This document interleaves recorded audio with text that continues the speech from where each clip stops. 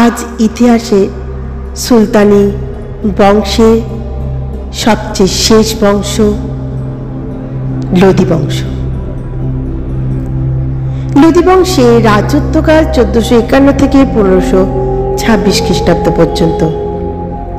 এই লোদি বংশের শাসকগণ ছিলেন বহুলুল লোদি, সিকান্দার লোদি এবং ইব্রাহিম লোদি। এই বহুলুল লোদি রাজত্বকাল ছিল 1451 থেকে 1489 খ্রিস্টাব্দ পর্যন্ত। তারপর সিকান্দার লোদি 1489 থেকে 1517 খ্রিস্টাব্দ এবং ইব্রাহিম লোদি 1517 থেকে 1526 খ্রিস্টাব্দ পর্যন্ত রাজত্ব করেছিলেন। 1451 সালে সৈয়দ বংশের পতনের পর দিল্লির প্রথম আফগান রাজবংশ হিসাবে লোদি বংশের সূচনা হয়। শের শাহ সুরির হাত ধরে দিল্লিতে দ্বিতীয় আফগান বংশের প্রতিষ্ঠা হয়েছিল। লোদিরা মোট 75 বছর রাজত্ব করেছিলেন। আফগান শব্দের উৎপত্তি ফার্সি শব্দ থেকে, যার অর্থ কাদা। ফার্সি ঐতিহাসিক বহুলুল লোদির সময় আফগানদের আগমনকে পিঁপড়ে এবং পঙ্গপালের দল হিসেবে তুলনা করেছিলেন। ভারতে আফগানদের গুরুত্ব প্রথম পাওয়া যায় সুলতান নাসিরউদ্দিন মোহাম্মদ শাহর আমলে 1246 থেকে 1266 খ্রিস্টাব্দ পর্যন্ত। সুলতান নাসিরউদ্দিন আমলে তার সেনাবাহিনীতে প্রচুর আফগান নিয়োগ করা হয়েছিল। দিল্লির সুলতান বলবনের আমলে তিনি তার সেনাবাহিনীতে 3000 আফগান নিয়োগ করেছিলেন। সেই আফগানদের দিয়ে বলবন মেবাদীদের বিরুদ্ধে যুদ্ধ ঘোষণা করেছিলেন। বহুলুল লোদি ছিলেন আফগান অধিবাসী, যিনি 1451 সালে দিল্লির সিংহাসনে বসেন এবং আবুল মুজায়ার বহুলুল শাহ গাজী উপাধি নেন। তার জন্ম হয়েছিল দৌরুলাতে। তার ডাক নাম ছিল বল্লু। তার হাত ধরে দিল্লি রাজধানী প্রতিষ্ঠা হয়েছিল। দিল্লি 56 বছর অর্থাৎ 1506 সাল পর্যন্ত রাজধানী ছিল। 1506 সালে রাজধানী আগ্রাতে নিয়ে যান সিকান্দার লোদি। তিনি সিংহাসনে বসে নিজের নাম কুতবা ঘোষণা করেন। তিনি দিল্লিতে একটি সুশোভিত মঞ্চ নির্মাণ করেন।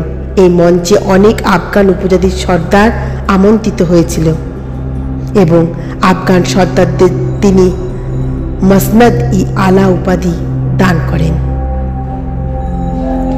এটি জানা যায় তারিখি দাইদি গ্রন্থ থেকে। তিনি ঘোড়ার ব্যবস্থা করতেন যৌবন বয়সে। এই ব্যবসার সূত্র ধরে ভারতে আসেন। এরা ছিল আফগানিস্তানের শাহখেল উপজাতির সম্প্রদায়ভুক্ত। লোদিদের ক্ষমতা এবং আধিপত্য পীঠস্থান ছিল সিরহিন্দি। বহুলুল লোদি 1468 থেকে 1469 সালে লাঙ্গাদের বিরুদ্ধে অভিযান করে জয়লাভ করেন। লাঙ্গাদের নেতা ছিল কুতুবউদ্দিন লাঙ্গা। 1469 থেকে 1501 সাল জুড়ে বহুলুল লোদি মালব অভিযান করেন। মালব রাজ্যে অবস্থিত অলহনপুর উৎখাত করেন। এরপর তিনি মেবাদ জয় করেন। এই মেবাদ জয়ের ইতিহাস কর্নেল ডনের বিবরণে পাওয়া যায়। বহুলুল লোদির শেষ অভিযান ছিল 1489 সালে গোয়ালিয়রের রাজা কীর্তি সিংহের বিরুদ্ধে। এই কীর্তি সিংহকে সিকান্দার লোদির সময় গোয়ালিয়রের শাসক হিসাবে মানসিংহ, ইব্রাহিম লোদির সময় গোয়ালিয়রের শাসক হিসাবে মানসিংহের পুত্র বিক্রমাদিত্য পরাজিত করে তিনি 80 লক্ষ টঙ্কা লাভ করেন। কীর্তি সিংহ ভারতীয় ইতিহাসে রায়করণ নামে পরিচিত ছিলেন।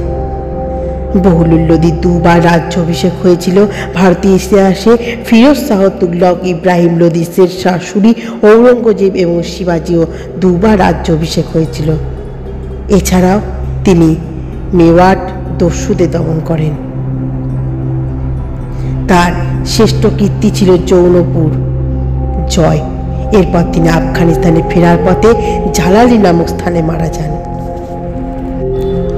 1489 সালে বহরুল লোদি মৃত্যুর পর সিংহাসনে বসেন তার তৃতীয় পুত্র নিজাম খান, যিনি সিকান্দার লোদি উপাধি নেন। তিনি ছিলেন লোদি বংশের সর্বশ্রেষ্ঠ শাসক। হাফসি শাসকের অভিযান এবং হোসেন শাহী বংশের প্রতিষ্ঠা 1493 সালে। 1494 সালে তিনি বারাণসীর যুদ্ধে জৌনপুরের শাসক হোসেন শাহ সর্দিকে পরাজিত করেন।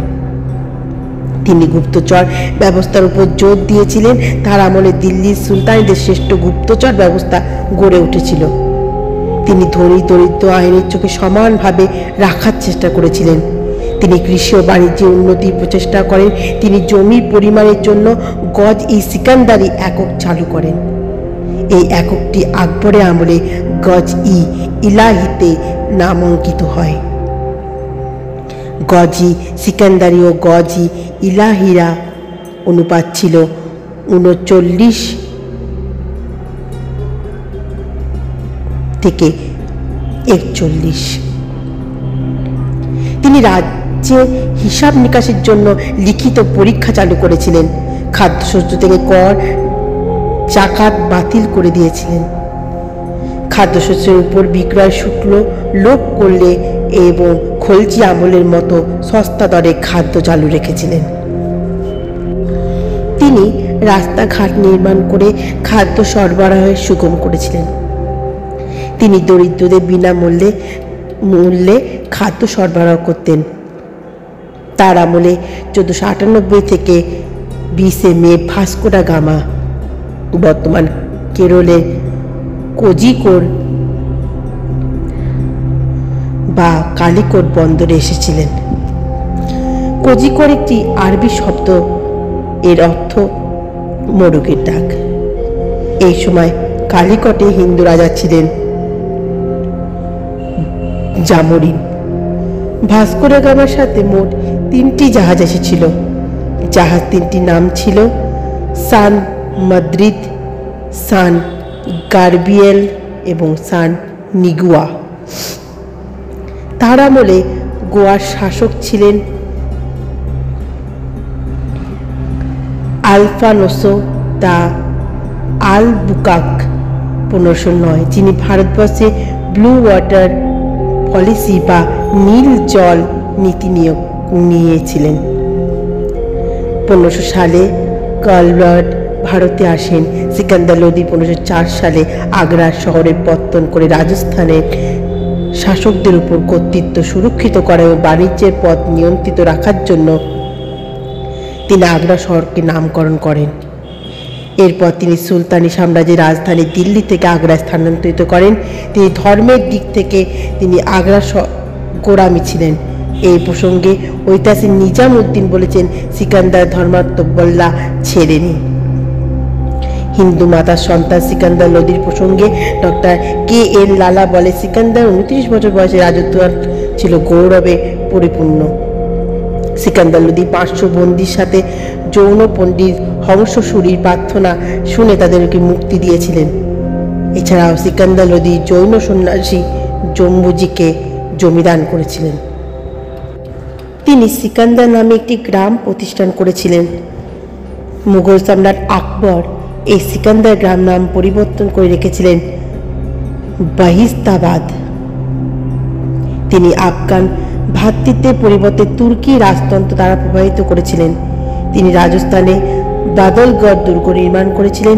তিনি তামার টঙ্কা চালু করেছিলেন। তিনি থানেশ্বর হিন্দু মেলা নিষিদ্ধ করেন এবং যমুনার তীরে মুন্ডন নিষিদ্ধ করেছিলেন। তিনি নাগরকোটের মন্দির ধ্বংস করেছিলেন। সিকান্দার লোদিকে একবার উলেমারা আবদুল্লাহ আজোধানির নেতৃত্বে কুরুক্ষেত্রের পুরনো মন্দির ও পুকুরের পবিত্রতা বিঘ্নিত করেছিলেন এবং তীর্থযাত্রীদের উপর হামলা করতে বাধা দিয়েছিলেন। জিজিয়া কর পুনঃপরিবর্তন করে মুসলিম নাপিতদের দ্বারা হিন্দুদের চুল দাড়ি কাটা নিষিদ্ধ করেছিলেন এবং একবার সিকান্দার লোদি নিজে রোজা না করার জন্য এবং দাড়ি না বানানোর জন্য অনুতপ্ত হয়ে অনেক অর্থ দান করেছিলেন। তিনি নিজের দ্বারা কর জীবনের সকল পাপের বিমোচন চুক্তি চুক্তিবদ্ধ করেছিলেন। মহিলাদের পীর এবং ফকিরদের সমাধিতে যেতে বাধা দেওয়া হয়েছিল। তিনি বাহরাইচে সুফি সালার মাসুদ গাজীর উৎসব উদযাপন নিষিদ্ধ করেছিলেন এবং এর কারণে উৎসবের সাথে কিছু অর্থনৈতিক কাজ যুক্ত ছিল। সিকান্দার লোদি বোথন নামে একটি ব্রাহ্মণকে জীবন্ত পুড়িয়েছিলেন, কারণ তিনি হিন্দু এবং মুসলিম গ্রন্থ সমানভাবে পবিত্র বলে ঘোষণা করেছিলেন। সিকান্দার লোদি শিক্ষাকে উৎসাহিত করেছিলেন। তার সময় হিন্দুরা, বিশেষ করে কায়স্থরা, ফার্সি অধ্যয়নে আগ্রহী হয়ে উঠেছিল। তিনি সাহিত্যিক জগতে গুলরুখি ছদ্মনাম পরিচিত ছিলেন। তিনি নিজে ফার্সি ভাষায় কবিতা রচনা করেছিলেন এবং তার সময়কার গান গাওয়ার উপরে রচিত হয়েছিল লজ্জত-ই সিকান্দার শাহী। ফেরিস্তার মতো সিকান্দার লোদি হিন্দুদের ফার্সি লিপিতে লিখতে উৎসাহিত করেছিলেন। তিনি প্রশাসনকে পুরোপুরি পরিশীকরণ করেছিলেন। তার আমলে একটি অনুবাদে বিভাগ গড়ে উঠেছিল। এর ফলে বহু সংস্কৃত গ্রন্থ ফার্সি ভাষায় অনুবাদ হয়েছিল।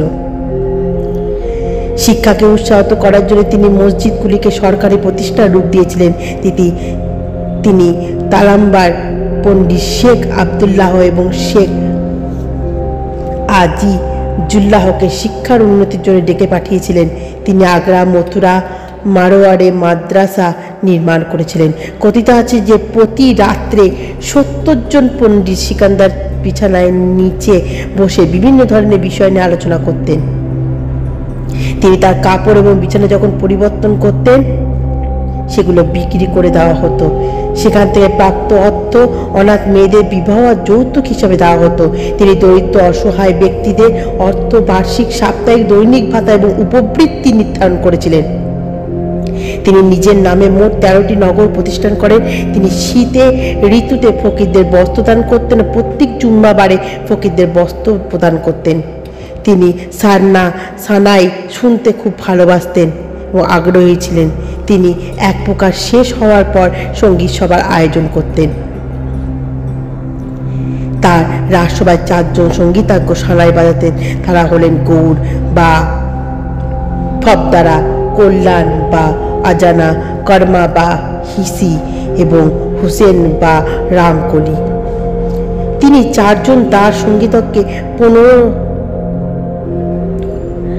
15,000 দিনারে কিনেছিলেন।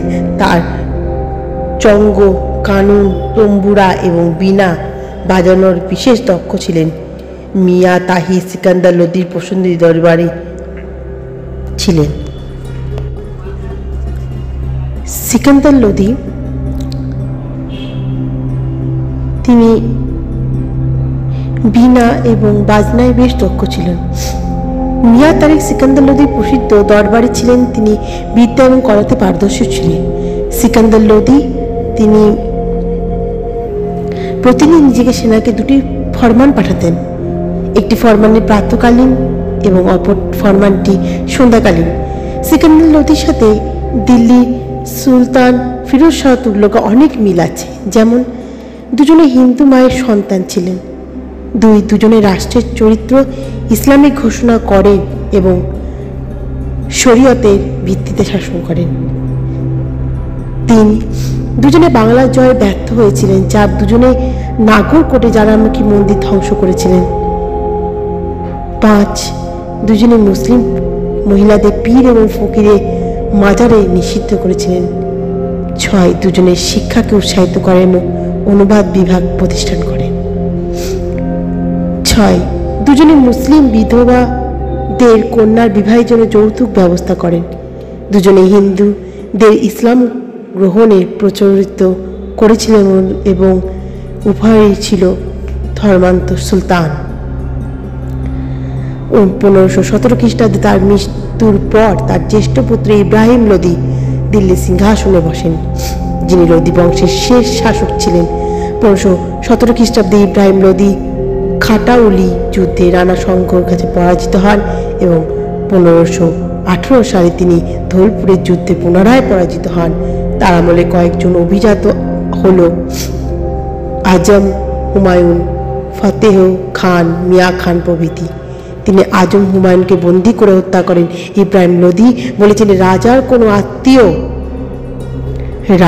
কোনো আত্মীয় হয় না।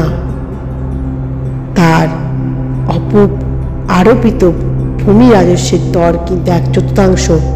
তার রাজত্বকালে জীবনযাপন জন্য আবশ্যিক বস্তু তার রাজ্যে সবচেয়ে সস্তা ছিল। এই তথ্য আমরা পাই আবদুল্লাহ খাঁ তারিখি দাউই গ্রন্থ থেকে।